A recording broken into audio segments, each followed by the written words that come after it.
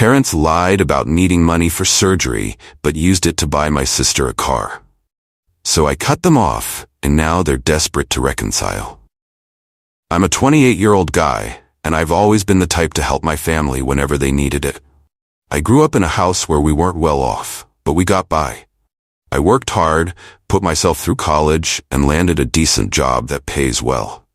So when my parents came to me saying they needed money for an emergency surgery, I didn't hesitate. It was for my dad, supposedly, a heart surgery that wasn't fully covered by insurance. How could I say no? "Son, we hate to ask you for this," my dad had said on the phone, his voice heavy with what I thought was shame. "But it's a matter of life and death. The hospital's demanding $15,000 up front for the surgery.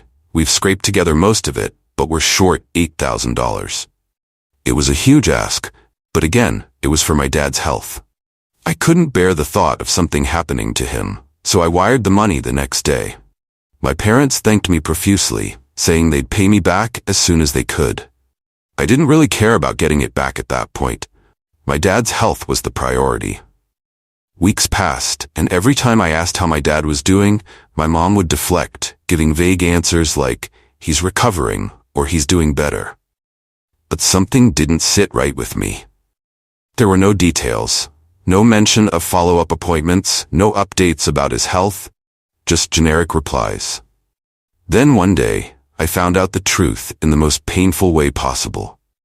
My younger sister, who I always had a strained relationship with, posted on Instagram. She'd just bought a brand new car, a shiny, top-of-the-line vehicle that I knew she could never afford on her own. She's always been the spoiled one. My parents would bend over backward to give her what she wanted, even if it meant sacrificing my needs in the process. I stared at that post, my blood boiling. I couldn't shake the feeling that my money was involved. So I called her up, straight to the point. "Hey, where'd you get the money for the car?" I asked, my voice tight. She laughed, like it was no big deal. "Oh, didn't Mom and Dad tell you? They helped me out with the down payment. It's not a big deal, really. I needed a new car." I felt like I had been punched in the gut. I stayed calm, even though I wanted to lose it on the spot. "Where'd they get the money?" There was silence on the other end of the line, and then she sighed, almost annoyed. "They said they had some savings set aside for it or something." "Why do you care?" That's when it hit me. That money I sent for my dad's surgery, money I thought was saving his life, wasn't for any surgery at all. It was for my sister's goddamn car. I hung up on her, seething, and called my mom immediately. "What the hell is going on?" I asked as soon as she picked up. "You told me you needed money for Dad's surgery. Did you lie to me?" There was a pause, and then my mom started stammering. "Well, honey, it was kind of a misunderstanding. Your father's fine. He didn't need the surgery after all, so we thought it'd be okay to use some of the money for your sister." "A misunderstanding?" I was furious. "You flat out lied to me. You used me.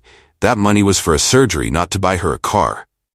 My mom tried to calm me down, saying, "We were going to tell you, but then your sister really needed help with the car.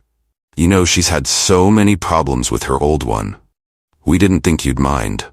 "I didn't think I'd mind? Are you serious? You took $8,000 from me, under the pretense that Dad's life was in danger, and then you spent it on her?" I could barely get the words out. I was so angry. She just kept making excuses. "It's not like we don't appreciate what you did. We'll pay you back eventually. Your sister really needed this." I was done. I couldn't even believe what I was hearing. I had always known they favored her, but this was on another level.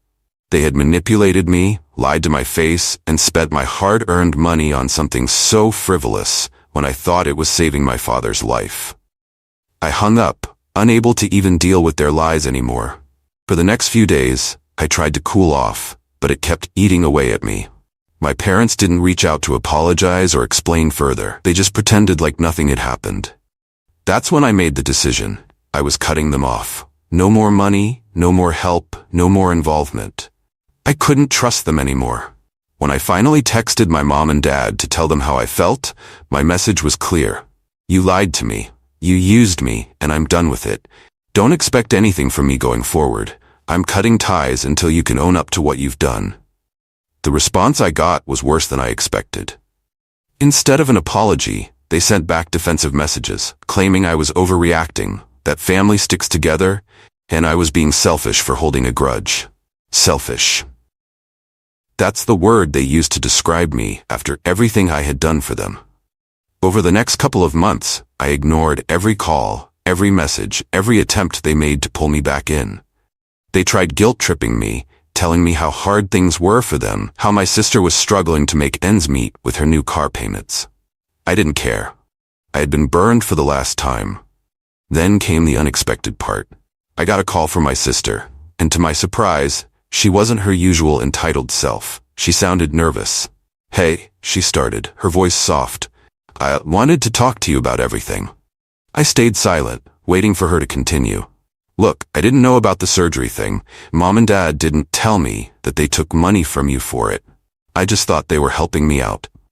If I had known, I wouldn't have let them do it." I didn't know what to say. Was this her way of apologizing, or was she just covering her own ass now that things had gone south? I decided to hear her out. "I'm really sorry," she continued.